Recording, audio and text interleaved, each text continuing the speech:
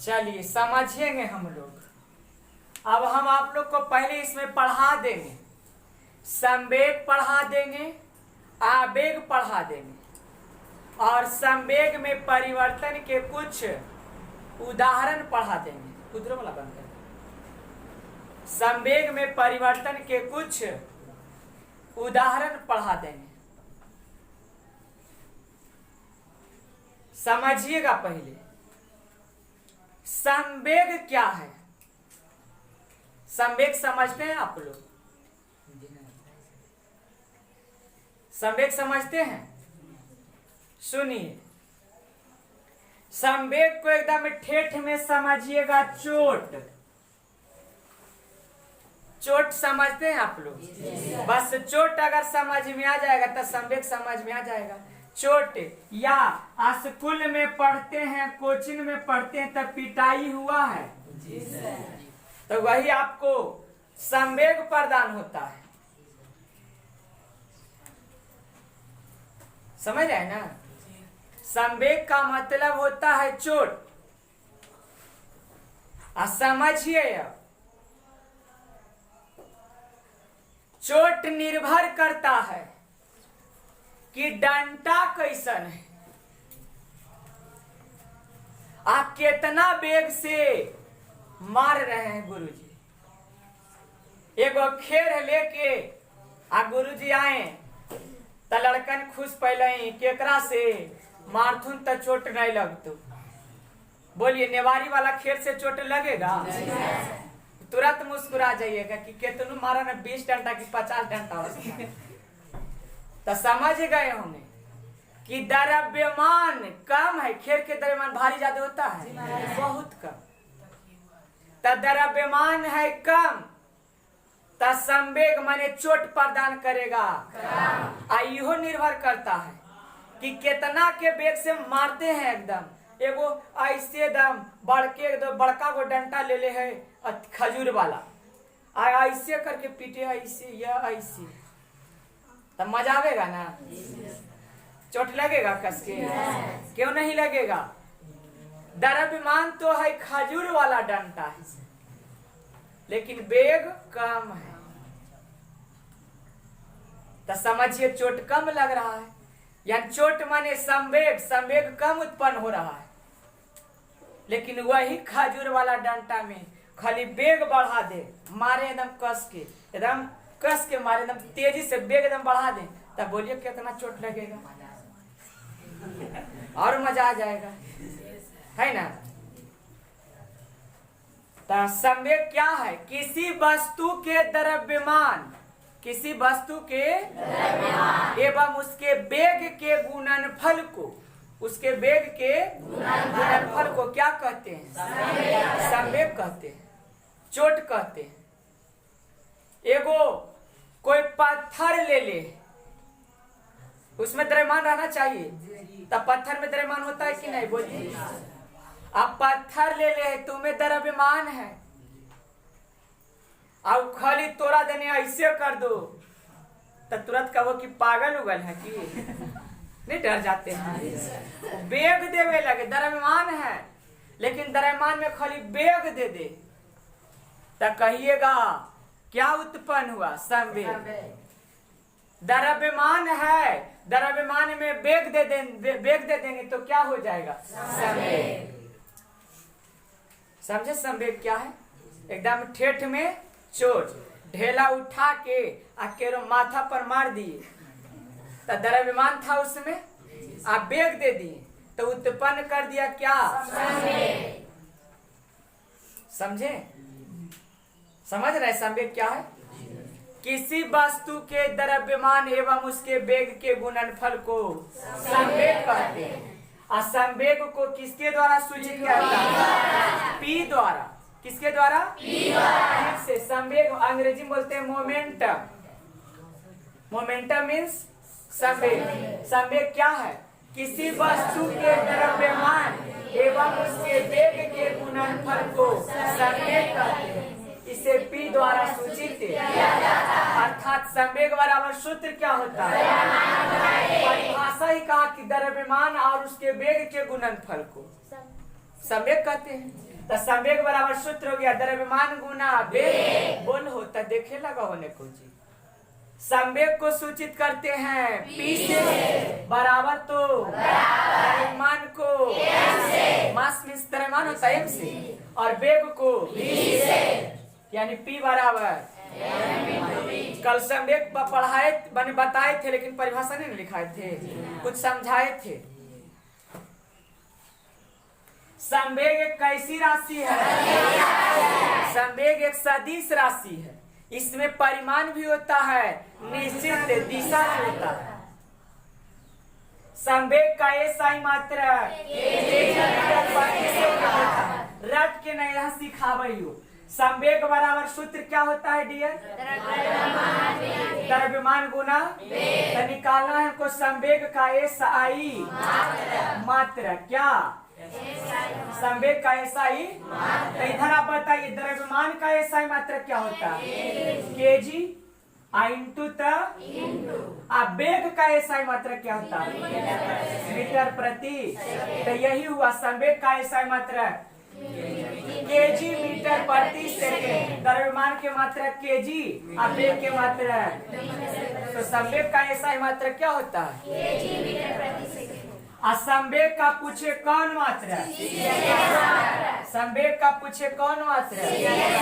CGS मात्रा। क्या होता है? ग्राम सेंटीमीटर प्रति सेकेंड होता है। ग्राम सेंटीमीटर प्रति सेकेंड होता है। संवेग के बारे में इतना समझ में आया? किसी वस्तु के द्रव्यमान एवं उसके वेग के गुणनफल को संवेग कहते हैं। संवेग द्रव्यमान और वेग पर निर्भर करता है कि वस्तु का द्रव्यमान कितना है, क्या है और उसका वेग क्या है। द्रव्यमान बहुत ज्यादा, वेग कम है तो संवेग कम होगा।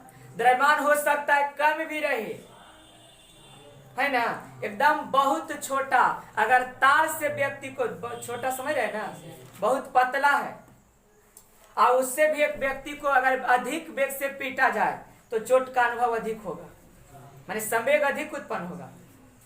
संवेग माने एकदम समझिए, आपको कहें कि कल आप लोग नहीं याद करके आइएगा, नहीं सुनाइएगा, पूछेंगे तो आप लोग को संवेग प्रदान करेंगे।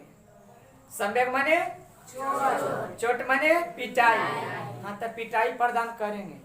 ये चलते कल याद करके आना है, समझे ना। अब आगे बताते हैं, समझिए डियर। अब हम लोग समझते हैं आवेग। क्या? आवेग अंग्रेजी में बोलते हैं इम्पल्स। इम्पल्स मीन्स क्या होता है? आवेग क्या है? आवेग क्या है समझिए। तो कहता है किसी वस्तु पर लगने वाले बल, किसी वस्तु पर लगने वाले बल एवं बल लगने के समय के गुणनफल को क्या कहते हैं? आवेग कहते हैं। आवेग को आई द्वारा सूचित किया जाता है। अर्थात आवेग बराबर सूत्र होता है बल गुना आवेग को सूचित किया जाता है बराबर तो बल को F से इंटू मीन्स गुना समय को यानी Fi बराबर F इंटू। फिर से एक बार बोलते हैं, जैसे कोई भी वस्तु ले लीजिए ना समझने के लिए। ये कोई वस्तु मान लेते हैं इसको, इस वस्तु पर हम बल लगा रहे हैं, तब बल का तो कुछ परिमाण होगा, 10 न्यूटन, 5 न्यूटन, 4 न्यूटन, कुछ भी रहे। तो जब किसी वस्तु पर हम बल लगाते हैं, बल लगाए के न्यूटन, 10 न्यूटन, और इस वस्तु पर हम बल जितना समय तक लगा रहे हैं ये दोनों को गुना कर देंगे, जो गुणनफल आएगा वही क्या होगा।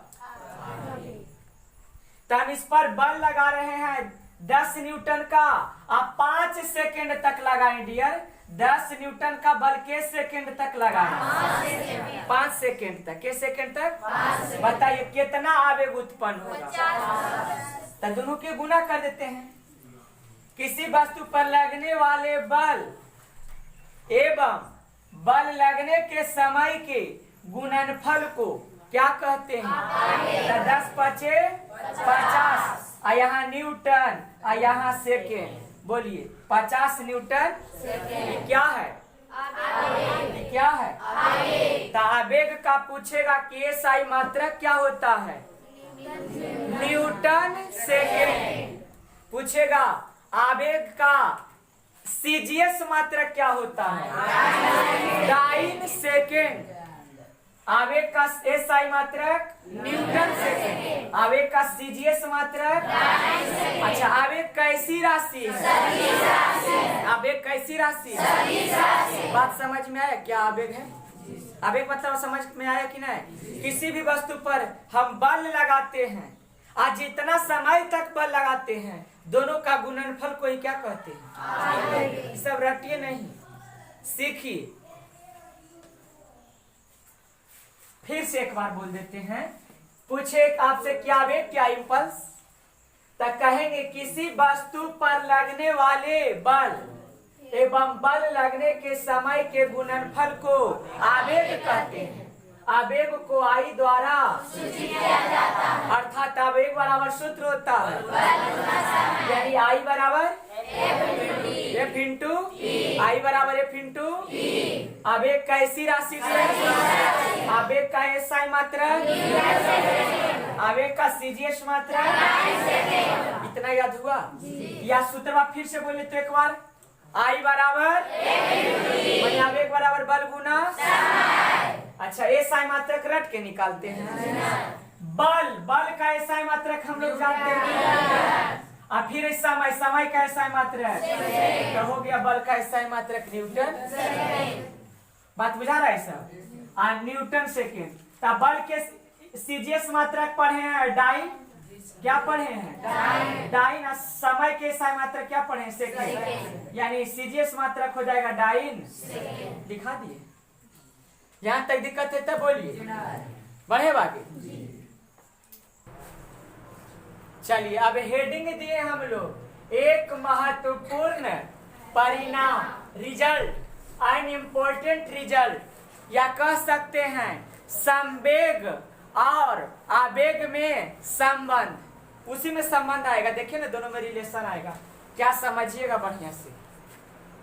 एक महत्वपूर्ण परिणाम, ध्यान दीजिए डियर, लिखेंगे ना यहाँ पर, समझिएगा आप लोग बढ़िया से। देखिए, चूंकि हम जानते हैं कि, आप लोग भी जानते हैं, अभी नहीं जन नहीं खाली तो भी जन।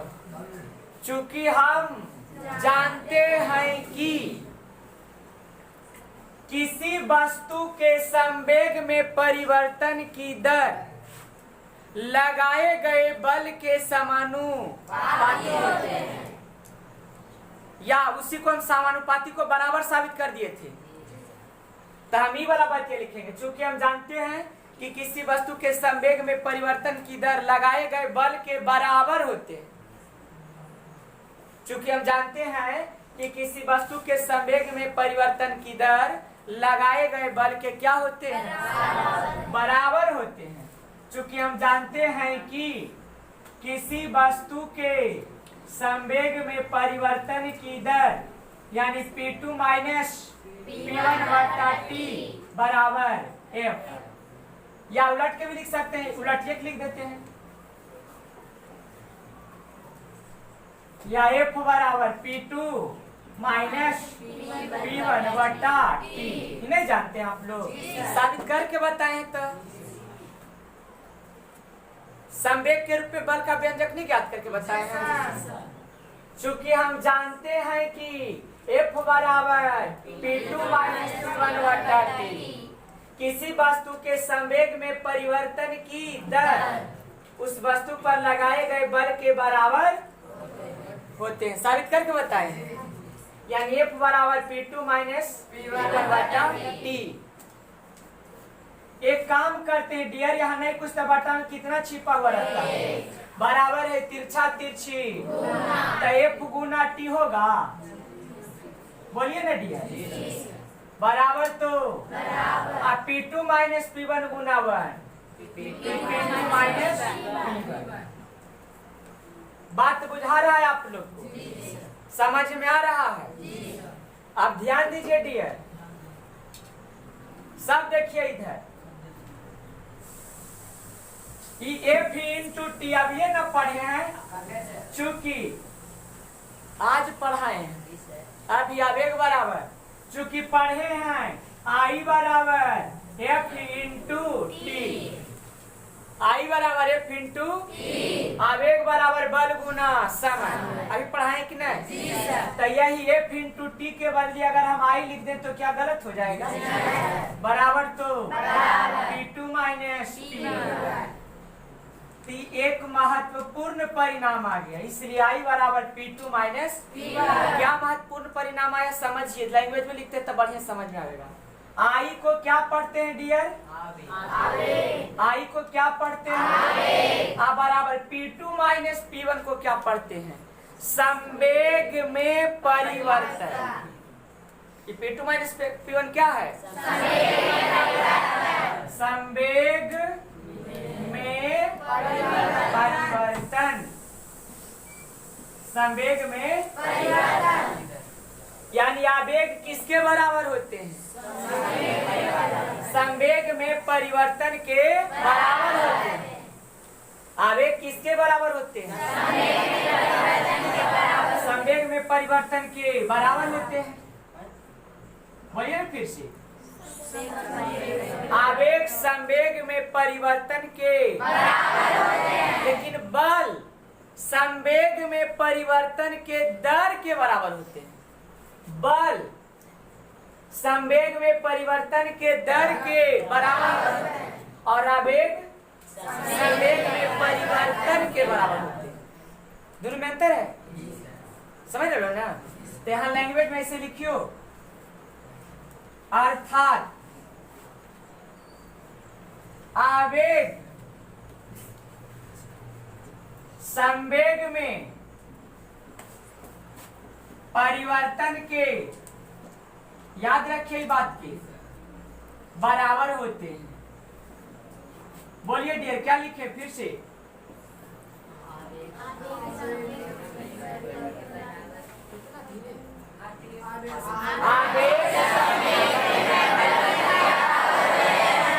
आवेग संवेग में परिवर्तन के बराबर न होता है। याद रखिएगा इस सब, आवेग संवेग में परिवर्तन के बराबर होते हैं। ठीक, आप सुनिए डियर,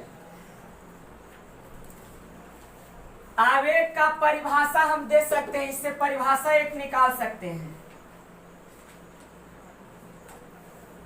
आवेग की परिभाषा, आवेग की परिभाषा दूसरे रूप में। किस रूप में? दूसरे रूप में। एगो तो आवेग की परिभाषा पढ़े के लिए, किसी वस्तु पर लगने वाले बल एवं बल लगने के समय के गुणनफल को आवेग कहते हैं। अब की बार ऐसे परिभाषा दे देते हैं, आवेग की परिभाषा दूसरे रूप में। क्या? संवेग में परिवर्तन को, किसी वस्तु के बोल देंगे, किसी वस्तु के संवेग में परिवर्तन को आवेग कहा जाता है। किसी वस्तु के संवेग में परिवर्तन को क्या कहा जाता है? आवेग कहा जाता है। तो लिख देते हैं, किसी वस्तु के संवेग में परिवर्तन को, किसी वस्तु के संवेग में परिवर्तन को आवेग कहते हैं या कहा जाता है। तो आवेग के दूसरा परिभाषा बोलिए फिर से डियर, किसी वस्तु के आवेग। एक बात और नोट में करके लिखा देते हैं, नोट में करके समझिएगा डियर, आवेग और संवेग दोनों का एसआई मात्रक समान होता है। आवेग और संवेग का एसआई मात्रक क्या होता है? समान होता है। कैसे? ध्यान दीजिए, ऐसे तो हम लोग पढ़े हैं कि आवेग का एसआई मात्रक होता है, आवेग का एसआई मात्रक क्या होता है? Newton second. क्या होता है? और संवेग का SI मात्रक होता है kg मीटर प्रति सेकेंड। ध्यान दीजिए, आवेग और संवेग दोनों का SI मात्रक, दोनों का SI मात्रक समान होता है। आवेग और संवेग दोनों का SI मात्रक कहिए कैसे समान होता है?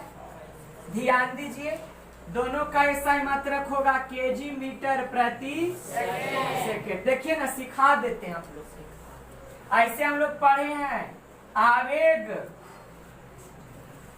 का SI मात्रक क्या पढ़े डियर? Newton second. क्या पढ़े हैं? अच्छा, न्यूटन को ऐसे भी लिखा जाता है kg मीटर प्रति सेकेंड स्क्वायर। पढ़े कि नहीं?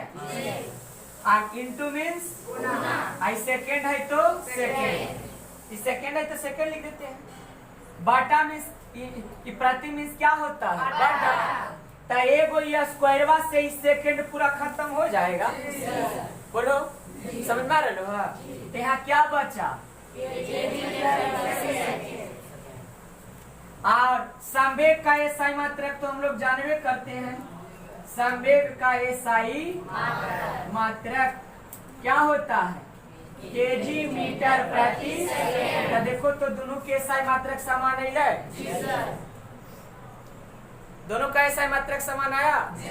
परीक्षा में पूछ सकता है, 4 गो ऑप्शन दे देगा, 4 गो ऑप्शन दे देगा। पहला पूछेगा, ऐसे पूछ देगा कि निम्नलिखित में कौन ऐसे दो मात्रक हैं निम्नलिखित में से कौन दो ऐसे राशि हैं जिनके मात्रक समान हैं? पहला दे देगा संवेग, दूसरा दे देगा आवेग, तीसरा दे देगा दोनों, और चौथा दे देगा इनमें से कोई नहीं।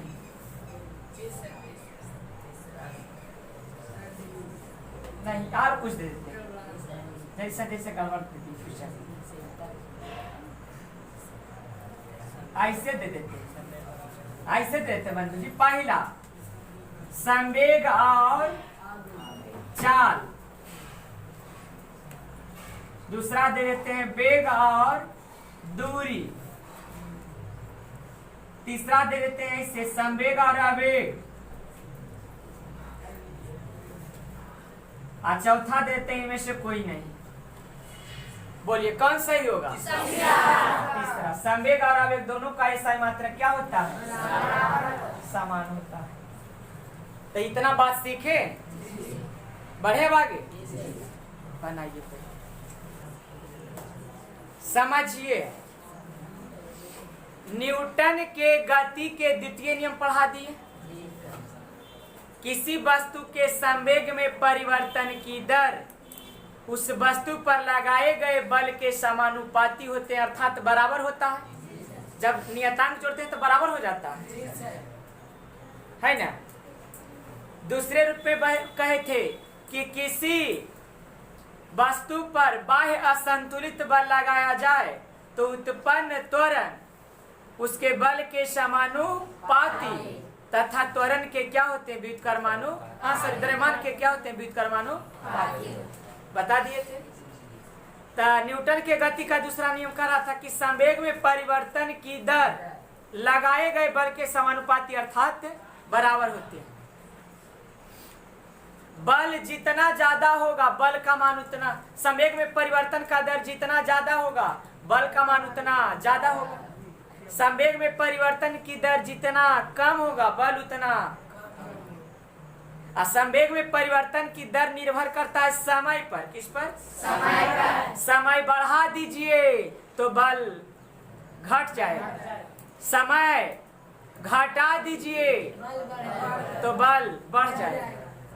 तब कुछ स्थितियों में हम लोग को संवेग को घटाना पड़ता है और कुछ स्थितियों में संवेग को बढ़ाना पड़ता है। जैसे क्रिकेट खिलाड़ी वाला व्यक्ति जब क्रिकेट खेलता है तो संवेग में परिवर्तन की दर को क्या कर देता है? घटा देता है। संवेग में परिवर्तन की दर को क्या कर देता है? गेंद लेवे के यहाँ पर लोके के ऐसे एजा पर, लेकिन एजा पर नहीं डायरेक्ट लोकेगा, वो हाथों को अपने पीछे की ओर क्या कर लेगा? पीछे की ओर खींचेगा। तब मान लिया जाए एजा लग रहे हैं लोके में जिसे 10 सेकेंड, समझे ले बोलते हैं। तो यहाँ से यहाँ पर हथवा खींच लिए तो 1-2 सेकेंड बढ़ली कि नहीं? तो समय बढ़ गया। पहले 10 सेकेंड, अब 15 सेकेंड, 12 सेकेंड, जो भी कहे समझेला। तो समय क्या हो गया? तो संवेग में परिवर्तन की दर घट जाएगी, यानी बल कम लगेगा।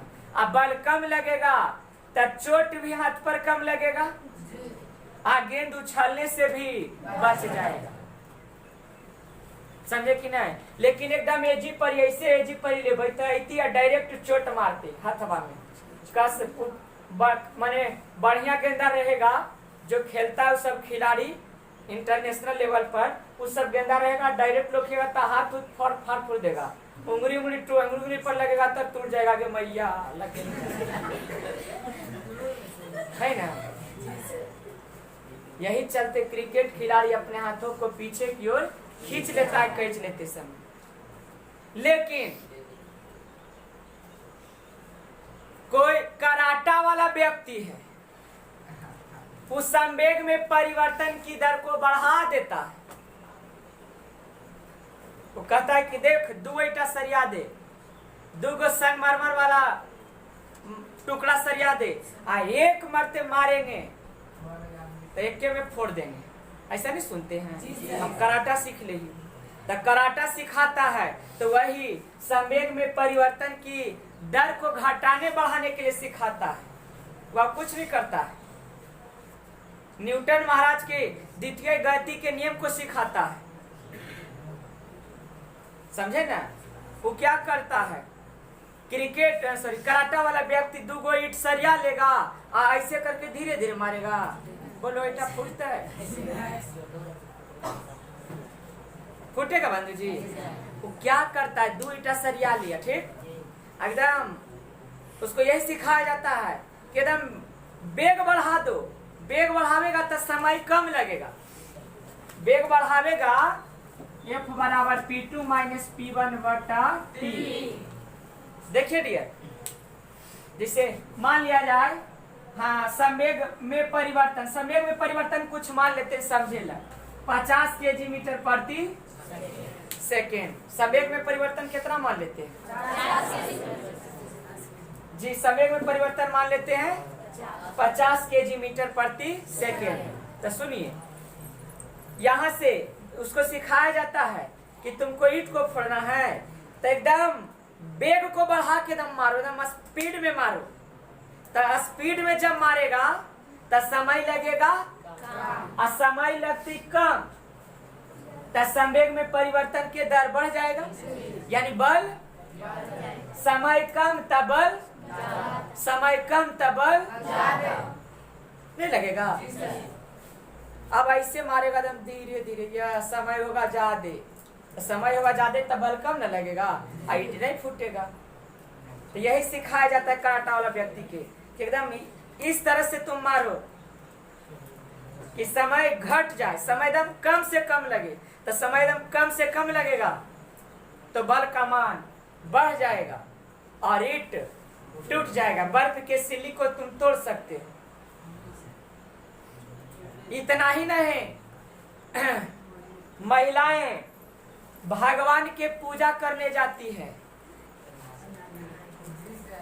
कितनों अनपढ़ महिला रहती है तो नारियल देखे, नारियल फोड़ने जाती है तो पत्थर रखा रहता है, तो कहती है कि दम कस के मारी स्पीड में, तब फूटता तब भगवान समझी सहाय हखू, भगवान खुश हखून, आ नहीं फूटलो तो नाराज रहती। नहीं सुने ऐसा बात? तो देखिए वहां पर नारियल फोड़े के पत्थर पर अब धीरे धीरे मारेंगे तो फूटेगा, कहेंगे भगवान नाराज है। तब पहले ही सब चैप्टर क्लियर कर रहती है महिलाएं, एकदम नारियल लो कैस के मारो, एकदम नारियल फूट गया, भगवान खुश है। तो यहाँ संवेग क्या, संवेग में परिवर्तन क्या किए, बढ़ा दिए। संवेग में परिवर्तन, समय कम लगा तब बल ज्यादा लगा। समझ रहे ना? तो ये सब उदाहरण बता देते हैं। गाड़ी मोटर में सौकर का प्रयोग करते हैं। सौकर नहीं देखे हैं? स्प्रिंग जैसा रहता है। किस लिए? कभी संवेग में परिवर्तन की दर घटाना रहता है, कभी देखते हैं ना, कहीं पर हचकी उबड़ खाबड़ आता है तो स्प्रिंग ऊपर नीचे होता है। तो संवेग में परिवर्तन की दर को बढ़ाता है, घटाता है, जिससे चोट का अनुभव नहीं होता है। बिना सौकर वाला गाड़ी मोटर पर बैठिए, खराब रोड में जाइए, बढ़िया से बता देगा। 2-3 दिन तक दर्द रहेगा। सही बात है कि नहीं? ट्रैक्टर वाला डाला में सौकर नहीं होता। खराब रोड में, जैसे छबीलापुर अब बिहार शरीफ वाला रोड में 10 के स्पीड 20 के स्पीड में ट्रैक्टर ले जाए और पर आदमी बैठल रहे, तो शाम के कहेगा कि बाप रे 2 दिन के दर्द दे दे। समझ रहे ना?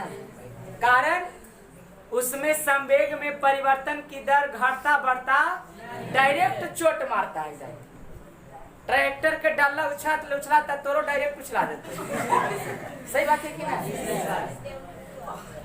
हाँ, कुछ भी रहे, लेकिन अगर सौकर रहेगा तो स्प्रिंग ऊपर होगा तो संवेग में पर आपको नहीं प्रभाव डालेगा, वो स्प्रिंग में पर प्रभाव डालेगा। संवेग में परिवर्तन की दर बढ़ जाएगा, बल लगे कि समय बढ़ जाएगा। दबेगा तो संवेग में परिवर्तन की दर घट जाएगा। यही चलते गाड़ी मोटर में किसका प्रयोग किया जाता है? सौकर का। समझते हैं ना? हाँ, सौकर का। और भी उदाहरण है। हाँ, साइकिलियों में रहने करता। अब तो साइकिल सौकर वाला ये रहता। साइकिल सौकर वाला साइकिल रहे तो चलाने में नहीं मजा आवा है। अचकिया में नहीं दिक्कत, आपको दिक्कत नहीं होगा, स्प्रिंग ऊपर नीचे हो रहा है।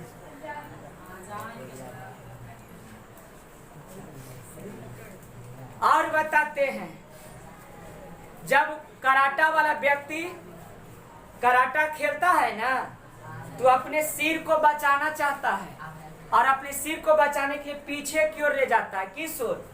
मारेगा कराटे वाला ढिसुम ढिसुम नहीं देखे हैं? कराटे के खेल में व्यक्ति या खिलाड़ी अपने सिर को पीछे की ओर खींचता है, पीछे की ओर ले जाता है। क्यों? तो डायरेक्ट तेजा रख ले रहती है, मार देती ढिसुम तो ज्यादा बल न लगेगा। नहीं समझ रहे बात को? लेकिन मारा होने से ढिसुम जब सुनने कर दिया तो बजबो करेगा, तो समय बढ़ गया, तो समय बढ़ेगा तो बल घटेगा। समझ रहे इतने बात को? तो ये सब आप लोग समझिए कि कोई मारबो करे 2 फाइट तो जरी सही नहीं हो जाए, कि लगबो करे तब कम बल लगे। हाँ, मांस उसमें जरी मनी लग जाएगा कसियों के, तब मांस बल के दिशा में जरी धंसता है और धंसेगा, तो जब धंसेगा तो चोट का अनुभव कम होगा, होबे करेगा, नहीं किसे चोट लगेगी, लेकिन कम लगेगा।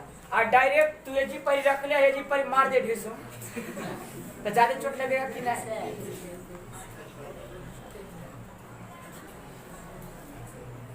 पक्के फर्श के बजाय बालू या गीली मिट्टी पर कूदने में कम चोट लगता है। क्यों?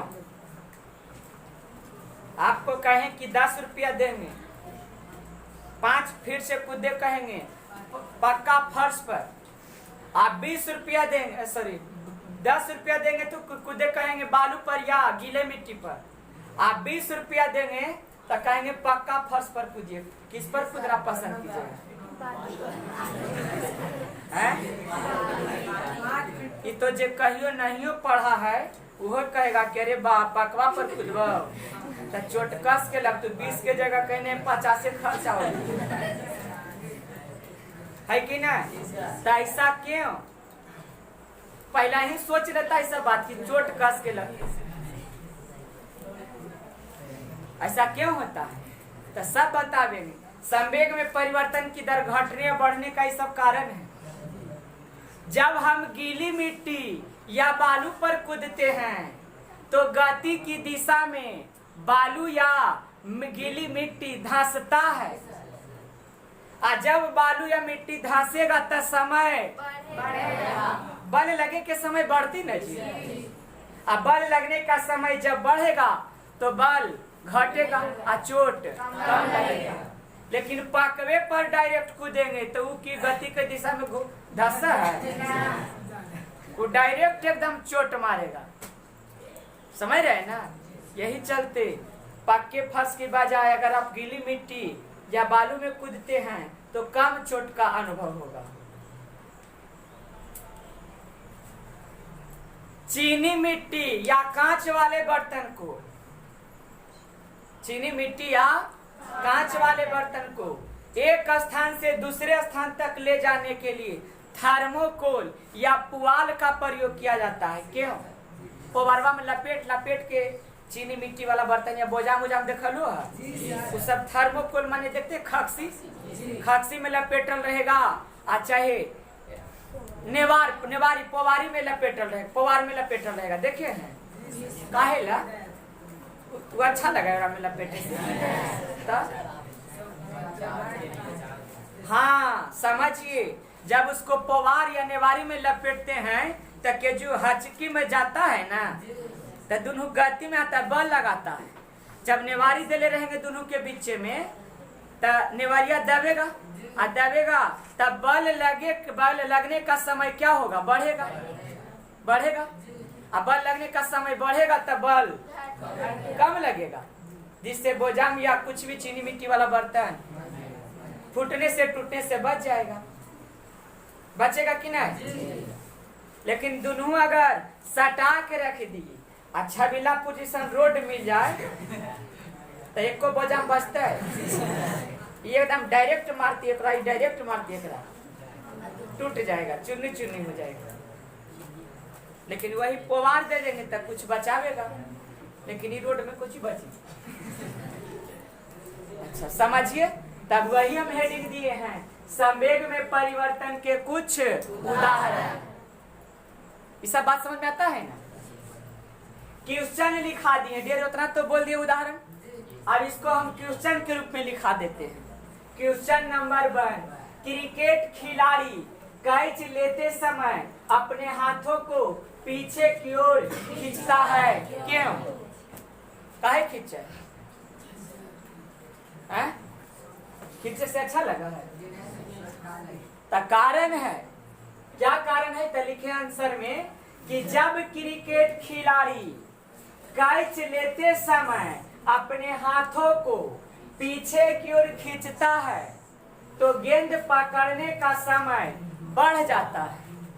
गेंद पकड़ने का समय पकड़ती है, जाके पकड़ी तो समय जरी बढ़े ना करता है।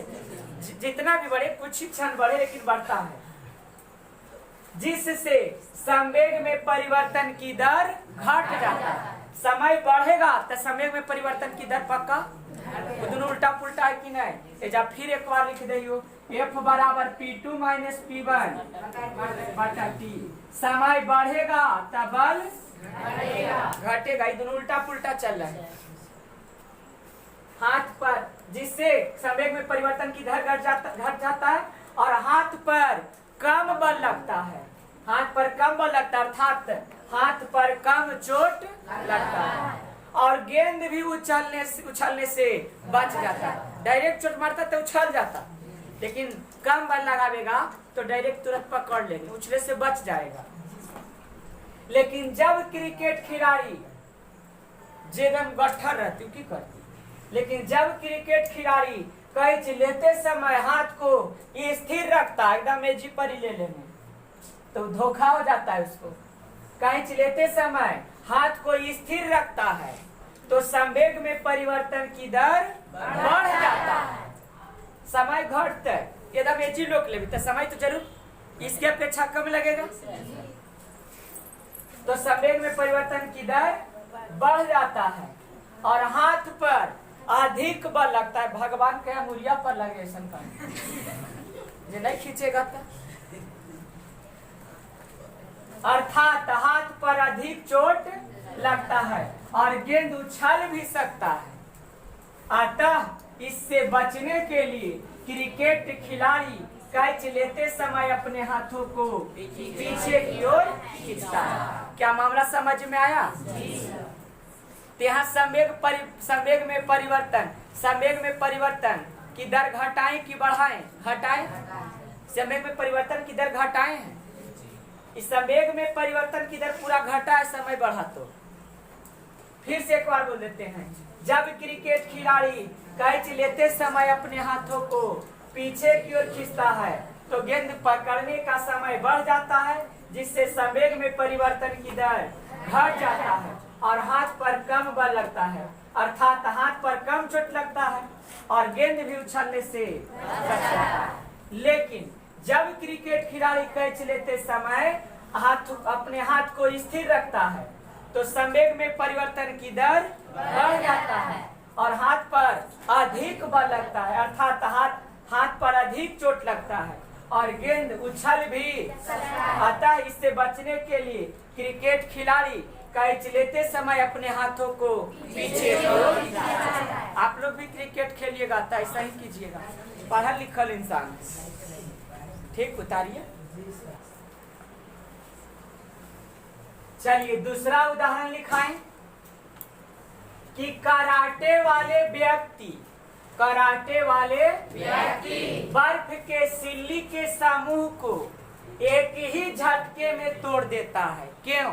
कहीं ऐसे भी लिख सकता है, कराटे वाले व्यक्ति ईंट के समूह को एक ही झटके में तोड़ देता है।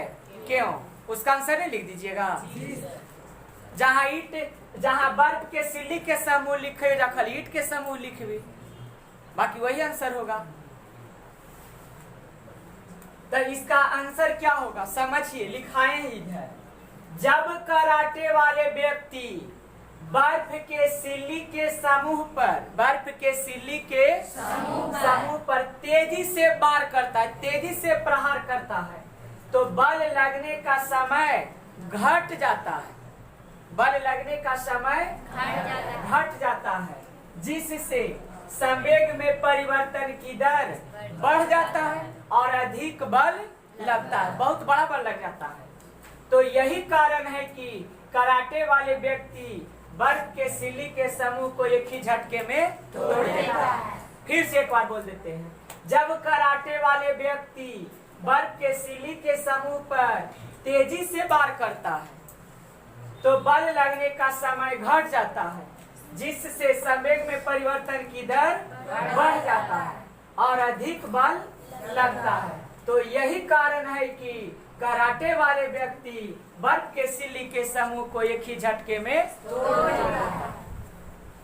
उसको यही सिखाया जाता है कि तुमको बर्फ के सिल्ली का समूह तोड़ना, ईंट के समूह को तोड़ना है, तो तुम यही आदत डाल लो, यही सीख जाओ कि एकदम इतना झटका में मारे, इतना झटका से मारे कि समय एकदम कम से कम लगे, और समय जितना कम लगेगा बल उतना ज्यादा लगेगा। समय एकदम ज्यादा देखो ना, एकदम ज्यादा लगले तब बल बड़ी कस के लग रही है, कुछ नहीं। लेकिन समय एकदम कस के मारेंगे तो समय कम लगा, बल यही कारण तोड़ देता है एक झटका में।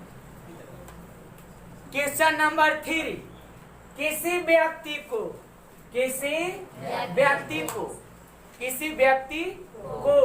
पक्के फर्श के बजाय गीली मिट्टी या बालू पर कूदने से कम चोट लगता है। क्यों? कहीं हम तो ऐसे लिखा है, कहीं ऐसे भी पूछ देगा रंगल सिया पढ़े लिए है मिट्टी बालू वाला, आप पूछ देते हैं कि किसी व्यक्ति को पक्के फर्श के बजाय पुआल नेवारी वाला देखे है ना, पुआल पर या गद्दा पर कूदने से कम चोट लगता है। क्यों? तनी बता दीजिएगा। जे बलुआ मटिया वाला में बात रहती, गदवा वाला में बात रहती, नेवरिया वाला में बात रहती। होता है हाई जंप कराया जाता है ना, ऊंची कूद में जब कूदता है व्यक्ति तो एक तरफ लगल रहता है गद्दा जैसा फोम, जब कूदेगा तब फोम दबेगा, जब फोम दबेगा समझ रहे हैं ना, गद्दा जैसा रहता है तो दबेगा, तो बल लगने का समय क्या होगा, गद्दा पर कूदिएगा ना तो गद्दा दबेगा गति की दिशा में, आपका पैर जिस दिशा में जा रहा है तो बल लगने का समय क्या हो जाएगा, बढ़ जाएगा। तो समय बढ़ता है तो बल घटता है, बल कम लगेगा, चोट नहीं लगेगा। जब कोई व्यक्ति पक्के फर्श पर कूदता है, इसका आंसर दे रहे हैं, जब कोई व्यक्ति पक्के फर्श पर कूदता है तो पक्का या फर्श जो कह सकते हैं, जो पक्का फर्श है गिट्टी वाला और सीमेंट वाला मिला के एकदम नहीं बना रहता है, फर्श सीमेंट से एकदम पक्का पलस्तर। जब कोई व्यक्ति पक्के फर्श पर कूदता है तो पक्का गति की दिशा में नहीं धंसता है, पक्का फर्श गति की दिशा में धंसेगा नहीं धंसता है, जिससे बल लगने में कम समय लगता है, बल लगने में बल कम ही समय में लग जाएगा, और जितना कम समय में लगेगा बल उतना ज्यादा होगा। बल लगने में कम समय लगता है अर्थात संवेग में परिवर्तन की दर बढ़ जाता है, तो बल भी बढ़ेगा जिससे पैर पर अधिक चोट लगता है। लेकिन या परंतु जब कोई व्यक्ति गीली मिट्टी या बालू पर कूदता है तो मिट्टी या बालू गति की दिशा में धंसता है, जिससे बल का समय बल लगने छोड़ देंगे यहाँ पर, बल लगने का समय बढ़ जाता है अर्थात संवेग में परिवर्तन की दर घट जाता है, जिससे पैर पर कम चोट लगता है। तो यही कारण है कि किसी व्यक्ति को गीली मिट्टी या बालू पर कूदने से कम चोट लगता है। फिर से एक बार बोल देते हैं, जब कोई व्यक्ति पक्के फर्श पर कूदता है तो पक्का गति की दिशा में नहीं धंसता है, जिससे बल लगने में कम समय लगता है अर्थात संवेग में परिवर्तन की दर बढ़ जाता है, जिससे पैर पर अधिक चोट का अनुभव होता है, अधिक चोट लगता है। परंतु जब कोई व्यक्ति गीली मिट्टी या बालू पर कूदता है तो मिट्टी या बालू गति की दिशा में जैसे नीचे के कूद रही है तब मिट्टी बल को धंसेगा कि नहीं, जिससे बल लगने का समय बढ़ जाता है अर्थात संवेग में परिवर्तन की दर घट जाता है, जिससे पैर पर कम चोट लगता है। तो यही कारण है कि किसी व्यक्ति को गीली मिट्टी या बालू पर कूदने से कम चोट लगता है। अब एकदम पक्का प्लास्टर है, एरा पर पैरवा रख वो मैंने पैरवा संपर्क में जब ती धस्ती बंधु जी डायरेक्ट चोट मारेगा, जितना तू एरा पर चोट मारबो उतनी वो चोट मार देतो, समझ रहे ना। लेकिन गीला मिट्टी रहेगा, गीली मिट्टी कादो दो समझाओ ना, अच्छा बालू लू रखल रहेगा, उस पर कूदिए धड़ाम, जब धड़ाम से कूदिएगा तब पैर यहाँ संपर्क में आएगा तो नीचे की दिशा में धंसेगा तो समय कुछ बढ़ेगा, एजी पर तो एकदम डायरेक्ट समय लग जाता है, एजी पर बल लगा देता है। लेकिन जब धंसेगा ना तो धंसेगा तब बल लगे के समय बढ़ा देगा, धीरे धीरे बल लगेगा और धीरे धीरे बल लगेगा तो चोट पवार पर कूदा देते तो नहीं कर सकते थे वो। इस सब बात समझ में आ रहा है ना। और बतावे बोलिए। तो अब आप लोग को कल पढ़ावेंगे, अच्छा एक आध दो उदाहरण और बता देंगे। कल आप लोग को बतावेंगे न्यूटन के गति का तृतीय नियम, डिटेल से समझावेंगे।